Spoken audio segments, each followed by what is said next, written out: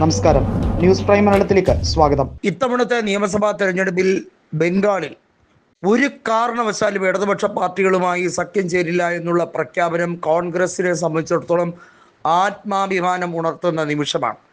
മത്സരിക്കുന്ന ഏതൊക്കെ സീറ്റിൽ ഇനി കെട്ടിവെച്ച കാശ് പോയാലും വേണ്ടില്ല, ഇടതുപക്ഷ രാഷ്ട്രീയത്തോട് അനുഭാവം കാണിക്കേണ്ട കാര്യമില്ല.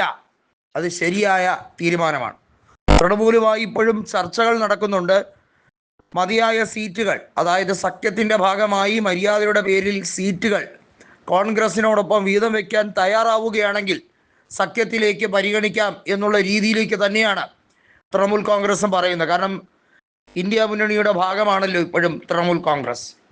പശ്ചിമ ബംഗാൾ മുഖ്യമന്ത്രിയായ മമതാ ബാനർജി സുപ്രീം കോടതിയിൽ കൃത്യമായി ബംഗാളിൻ്റെ ആവശ്യങ്ങൾ കണ്ടറിഞ്ഞുകൊണ്ട് വാദഗതികൾ ഉയർത്തിയത് മറ്റുള്ള മുഖ്യമന്ത്രിമാർക്കും, പ്രത്യേകിച്ചും ഇന്ത്യ മുന്നണിയിലെ മുഖ്യമന്ത്രിമാർക്കും അത് പ്രയോജനകരമാണ്, അത് പ്രചോദനമാണ്.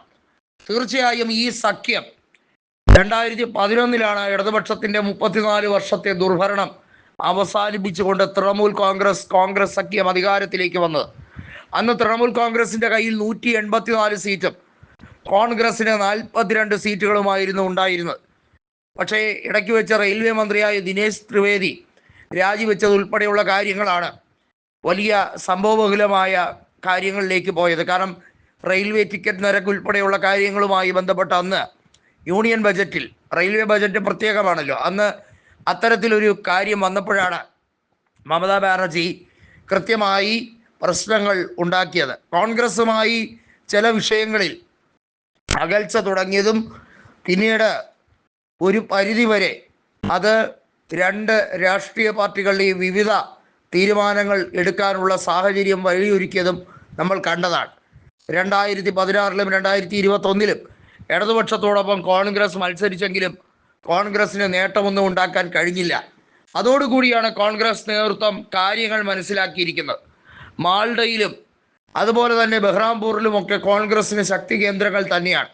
ഇപ്പോഴും 10-15 നിയമസഭാ മണ്ഡലങ്ങളിൽ വിജയത്തിന് സാധ്യതയേറുന്ന ഒരു രീതി തന്നെയാണ് ബംഗാളിൽ സംജാതമായിരിക്കുന്നത്.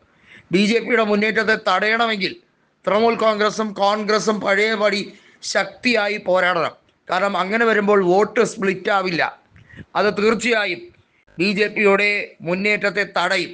അത് മനസ്സിലാക്കിക്കൊണ്ട് തന്നെ കോൺഗ്രസുമായി കൂട്ടുകൂടേണ്ടതിൻ്റെ അനിവാര്യത മമതാ ബാനർജിയോട് പാർട്ടിയുടെ ഇപ്പോഴത്തെ ബംഗാളിലെ യൂണിറ്റിൻ്റെ ചുമതലയുള്ള അഭിഷേക് ബാനർജി വ്യക്തമാക്കിയിരിക്കുകയാണ്. കോൺഗ്രസ് ഒരു അവിഭാജ്യ ഘടകമാണ് എന്നുള്ളത് വളരെ വ്യക്തമായി മമതയോട് പറഞ്ഞിരിക്കുകയാണ്.